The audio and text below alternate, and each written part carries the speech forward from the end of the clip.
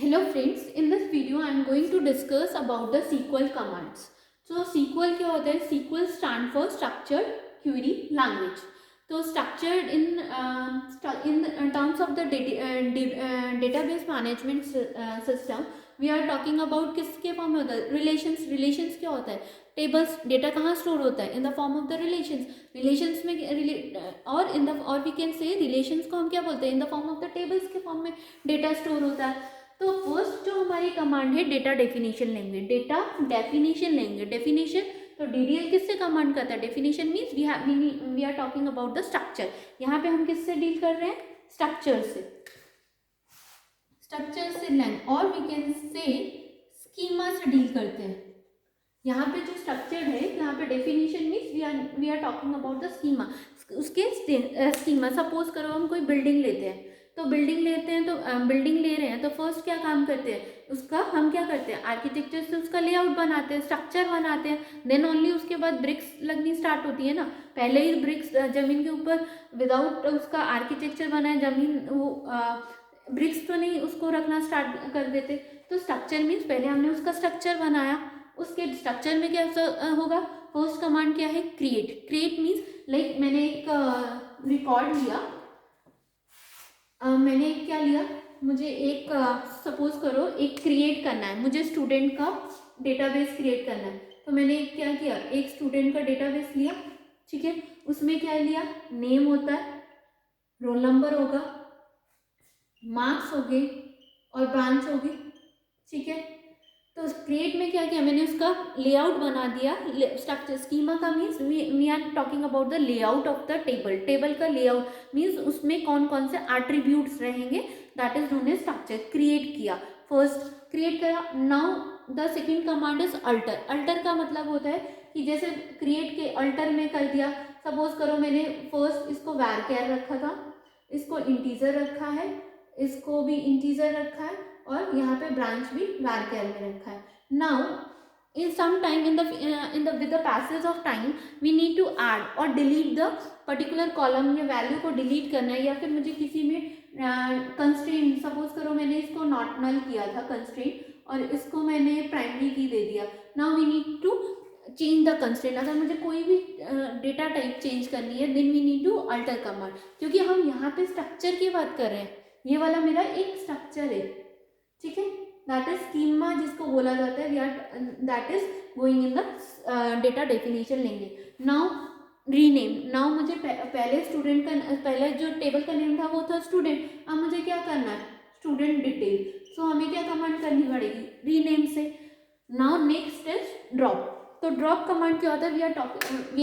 We need to drop the structure of the table. तो जब मैं ड्रॉप कर दूंगी ना तो ये जो पूरा आपका जो है ये पूरा स्ट्रक्चर डिलीट हो जाएगा अलॉन्ग विद जो इसके अंदर डेटा आइटम्स है वो भी. सपोज करो कभी कभी क्या होता है, हम लोग एक रफ कुछ समझने के लिए पहले हम रफ एक्सेल शीट बनाते हैं या रफ ड्राफ्ट बनाते हैं. तो क्या करते हैं? फर्स्ट उसको रफ ड्राफ्ट बना लेते हैं कि हमारे में नंबर ऑफ कॉलम्स ये रहेंगे, इतने नंबर ऑफ ये इसका स्ट्रक्चर रहेगा. तो हम क्या करते हैं? उसको क्या करते हैं? हम डिलीट कर देते हैं फाइल को. तो सेम एज इट इज अगर मुझे उसको ड्रॉप करना है, मैंने जो फर्स्ट बनाया है स्ट्रक्चर उसको मुझे डिलीट करना है, then we need to deal with the drop command. So यहाँ पे जो डेटा डेफिनेशन लैंग्वेज है वो हमेशा स्कीमा से रिलेट करती है, मीन्स स्ट्रक्चर से डील कर रही है. Now we are going to next command of the SQL under the SQL is data manipulation language. अब मेरा क्या हो गया? नेक्स्ट मैनिपुलेट करना. मुझे डेटा को मैनिपुलेट करना है, मीन्स मैंने स्ट्रक्चर तो बना दिया.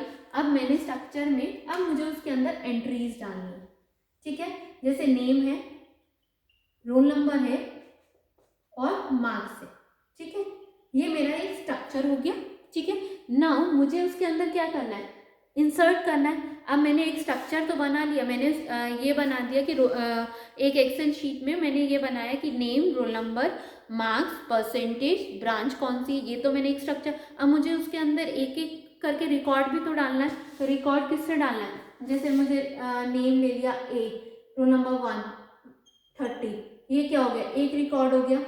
B, C, D, roll number 2, roll number 3, roll number 4, 30, 40, 50, 60, ये जो मैं एक एक करके रिकॉर्ड्स डाल रही हूँ वो किस कमांड से डालूंगी, मीन्स एक एक करके मुझे उसके अंदर रोज डालनी पड़ रही है, that is using the insert. मैंने अब रोज तो डाल दिया, अब मुझे ये हो सकता है मुझे पूरा डेटा को फेच करना है।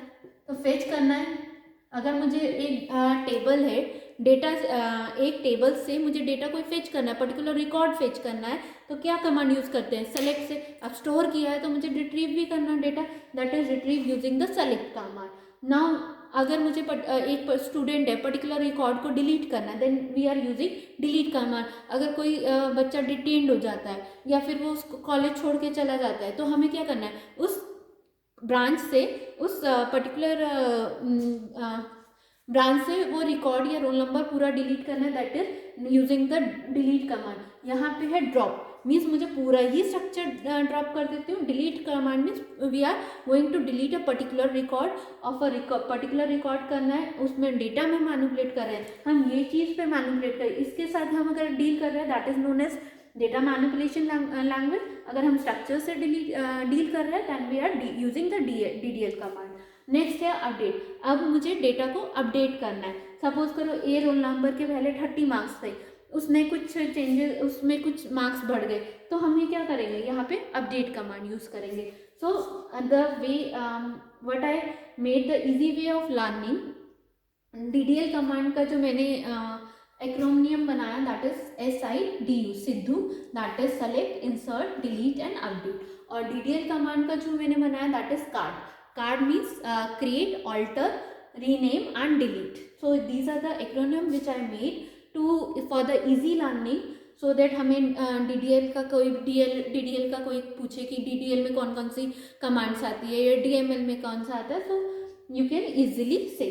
So now the next command is data control language. Control word use हो रहा है, कंट्रोल मीन्स उस डेटा को कौन कंट्रोल ऑथराइज है उसको यूज करने के लिए, कौन उस डेटा में डिलीट कर सकता है। अब ये रिकॉर्ड है, हर कोई परमिशन तो नहीं है इसको, अगर ये दे रहा है तो इसमें कौन स्टूडेंट, अब जब अटेंडेंस रजिस्टर हम मेंटेन करते हैं, तो अटेंडेंस रजिस्टर कौन मेंटेन करता है, फैकल्टी। अब मैं उसका ऑथराइज्ड स्टूडेंट तो नहीं है, तो सेम एज इट इज किसको हम परमिशन दे रहे हैं इस डेटा को मैनिपुलेट करने के लिए, या डेटा में ऐड करना है, डिलीट करना है या सेलेक्ट करना है, ये हम किस किस को परमिशन दे रहे हैं। और ग्रांट रिवोक मतलब we are taking the permission back for.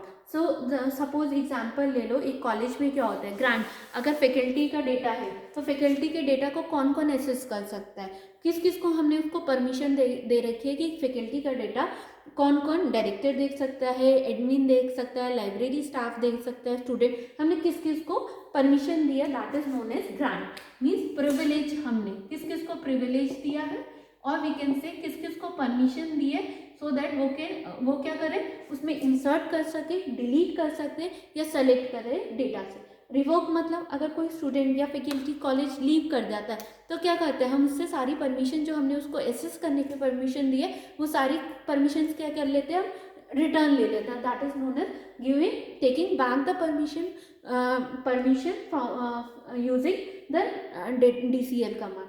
Now the next command is TCL. TCL means transaction control language. तो ट्रांजेक्शन में क्या होता है, जब भी हम, आजकल तो वैसे भी सारा जो वर्ल्ड है वो क्या है, ऑनलाइन डिपेंडेंट में, कोई भी मनी ट्रांसफ़र करनी है ऑनलाइन, कोई भी शॉपिंग करनी है ऑनलाइन शॉपिंग करते हैं हम, किससे करते हैं, क्रेडिट ट्रांजेक्शन ही हो रहा है कि क्रेडिट डेबिट ही चल रहा है।